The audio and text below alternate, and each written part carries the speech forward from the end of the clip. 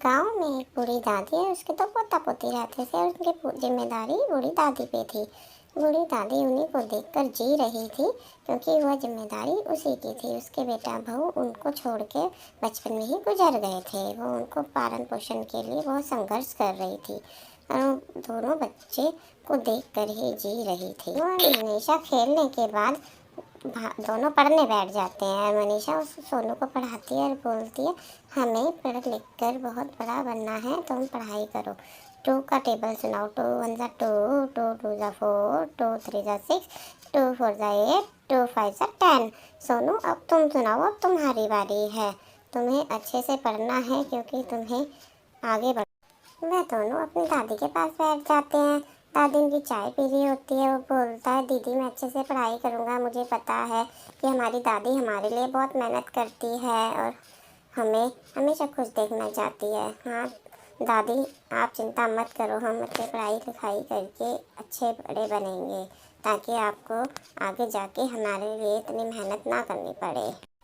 दादी आप चाय पियो। हाँ बेटा, मैं चाहती हूँ तुम दोनों पढ़ लिख कर अच्छे बनो, क्योंकि तुम्हारे माता पिता को आत्मा को शांति तभी मिलेगी जब तुम दोनों सफल हो जाओगे। खूब मेहनत करो और आगे बढ़ो, इससे मुझे भी अच्छा लगेगा और मेरी मेहनत भी कामयाब हो जाएगी। तुम दोनों ऐसे ही प्यार से रहना हमेशा। सोनू शहर से आता है, वो एक पुलिस की वर्दी में होता है, वो पुलिस बन जाता है। उसकी दादी खाट पर सो रही थी, वो अपनी दादी को उठाने की कोशिश करता है। उठो दादी उठो, मैं आ गया देखो। दादी देखो तुम्हारा सोनू आ। दादी उठ जाती है और बहुत खुश होती है। बोलती है, सोनू तुम आ गए, तुम्हारी पढ़ाई पूरी हो गई, तुम पुलिस बन गए, मेरी मेहनत सफल हुई।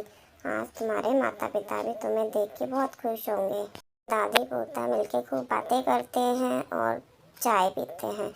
सोनू बोलता है, दादी मनीषा की शादी हो गई है, उसे पता चलता मैं आया हूँ, मेरा उससे मिलने का मन है, वो भी बहुत दिनों से मेरे को याद कर रही है। सब बोल ही रहा था, पीछे से उसकी दीदी भागती हुई दौड़ती हुई अपने भाई के पास आ गई और अपने भाई से बातें करने लगी और अपने भाई को देख के बहुत खुश हुई। मुझे तेरी बहुत याद आ रही थी, कैसे नहीं आती, मैं जैसे ही सुना तो शहर से आ गया, मैं दौड़ी चली आई, मेरा एकलौता भैया, प्यारा भैया। तीनों बहुत खुश होते हैं, तीनों एक दूसरे के गले लग जाते हैं और बहुत खुशी मनाते हैं।